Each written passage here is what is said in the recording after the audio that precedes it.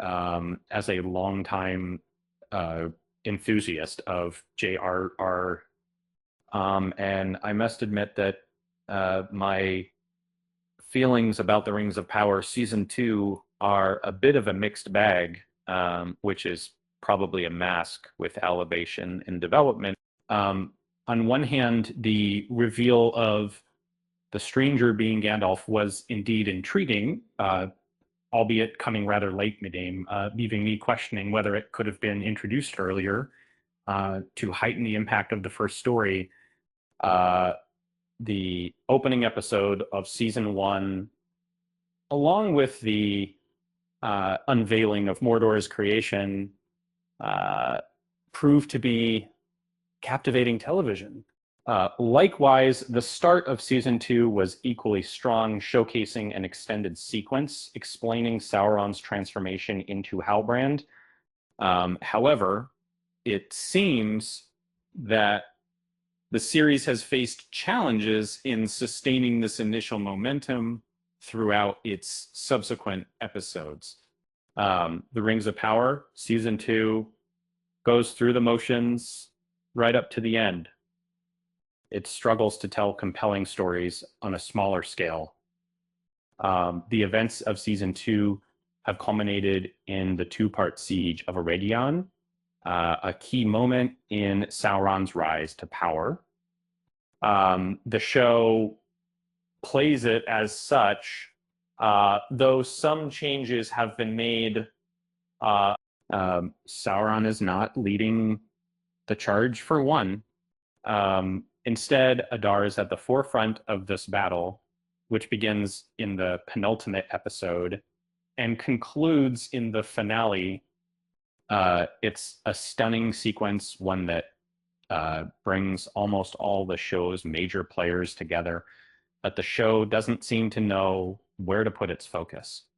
Um, Sauron's deception of Celebrimbor is key to this siege queued. Charles Edwards has been one of the strongest players this season. His sparring with Charlie Vickers, deliciously deceptive Anatar, a delight to watch. There is a lack of intrigue to the show's other elements, though uh, Arondir, Galadriel, Elrond, and the rest of the elves are fighting to save their species, but the stakes somehow feel hollow, undermining the impact of a battle we already know the outcome of. Uh, the reason these stories are integrated into the plot is because Payne and McKay must add depth to Tolkien's general ideas by focusing on personal stakes. Um, However, the issue lies in that the series doesn't manage to make these stories engaging enough.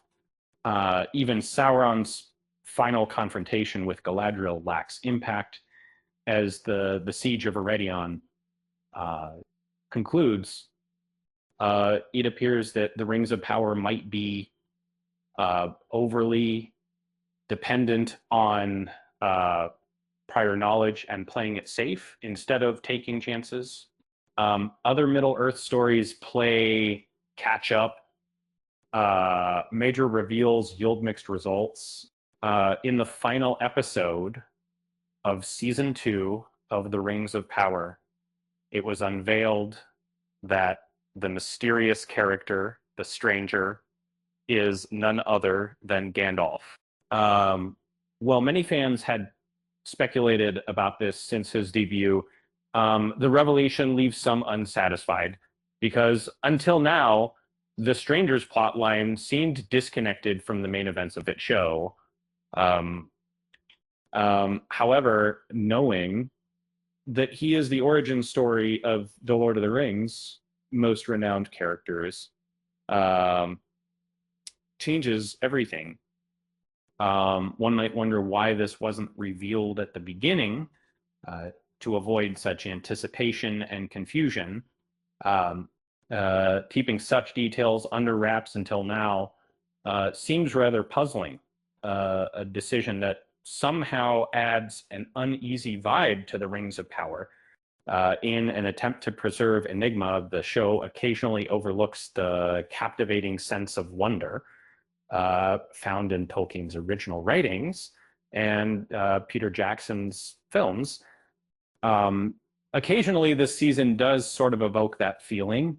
I was thrilled when the series displayed Elrond, Galadriel, and their elven companions journeying across Middle Earth in panoramic shots. It often gets bogged down by its ambition to surprise.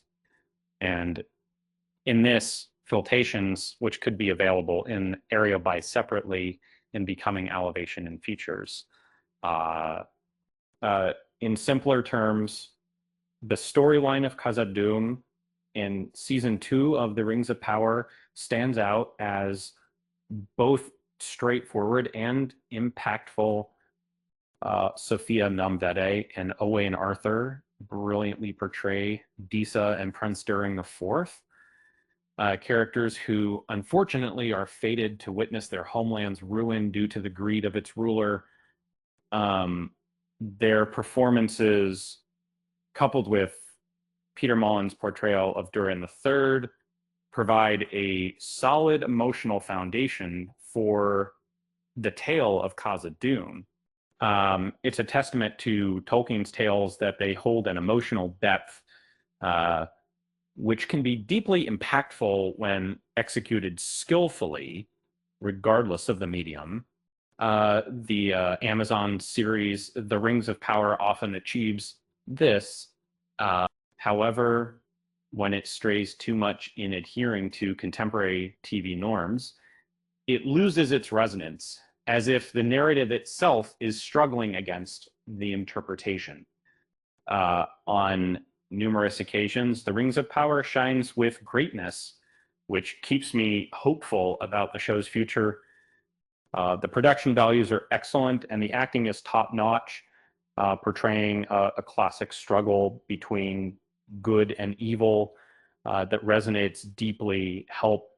And it would benefit from shedding off external expectations and simply allowing its captivating narrative to unfold. All episodes of The Rings of Power Season 2 are now streaming on Prime Video. Don't forget to subscribe to our channel and hit the like button for more engaging content.